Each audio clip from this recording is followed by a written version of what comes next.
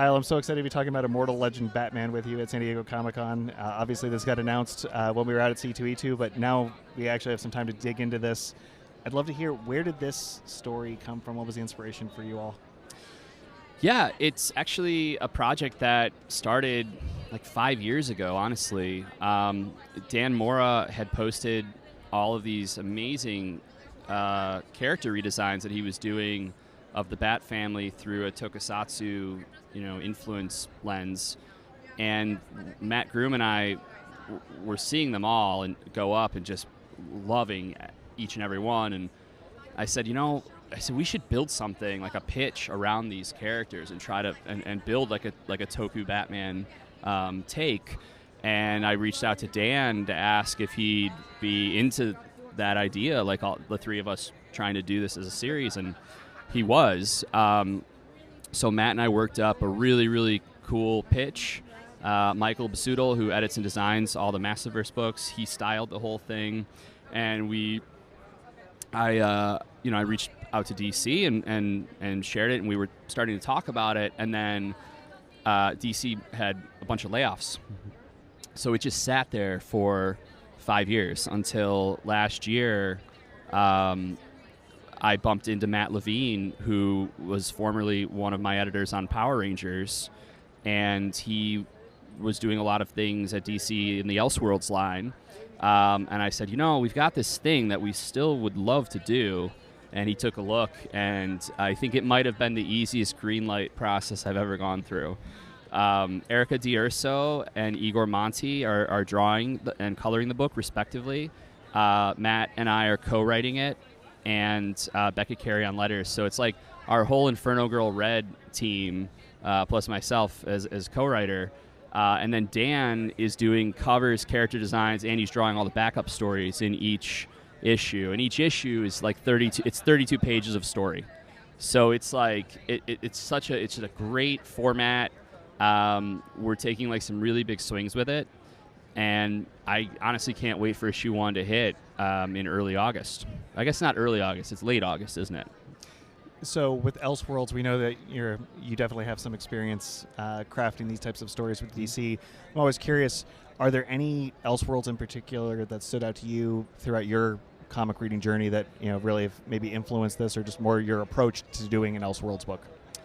Well, I think my favorite Elseworlds are less what-if books and more reinterpreting the mythology and the lore through whatever the specific kind of alternate version or world concept and lens is.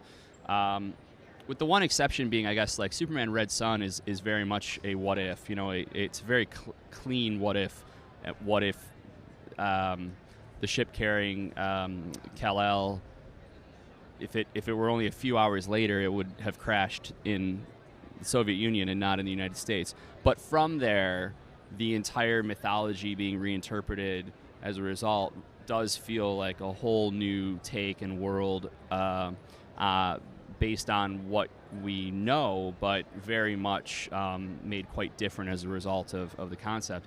Gotham by Gaslight is another one that I love for that reason. I did a book called Nightwing: The New Order a few years ago now, and that was designed and thought of like an Elseworlds, although I think for a brief second we were going to do it as an Elseworlds, and then I think they decided that brand, they didn't want to use it or bring it back, so it ended up just kind of like being its own Elseworlds-esque thing.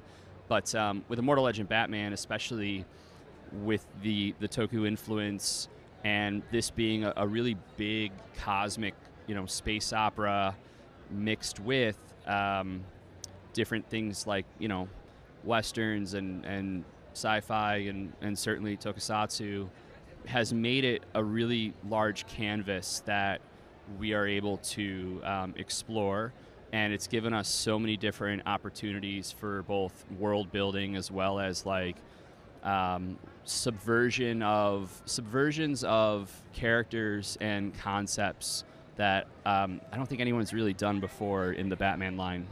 Well, Dan's art during the pandemic, those designs in particular, were absolutely stunning, and one of the highlights that stood out for me as well. Dan seems to be one of the most busy people in comics right now. That's true. So having him attached to this and getting to continue to evolve this concept, I think is going to be a wonderful delight for us to get to see. Yeah, it's looking great. Yeah, and it's each issue is. There's 6 issues. They're all, it's part of a whole, but each issue really is designed to have a very satisfying narrative experience unto itself as Batman embarks on this quest to fix his greatest mistake. I can't really say what that is yet, but you will find out. You'll see hints in issue 1, and you'll find out very quickly after that. And that becomes the engine for the book, and it also allows us to reinterpret a lot of classic characters and, like I said, villains as well. So we're just pumped for it to finally be about to get, in front of people and on the stands. For the non-regular comic book reader, is there anything else that they need to know going into this iteration? No, I mean, if you know who Batman is, that'll help. But no, we've very firmly kind of reimagined the lore, the mythology, and we will teach readers everything they need to know about it throughout the series. So I would say just strap in with an open mind and get ready for a pretty wild ride.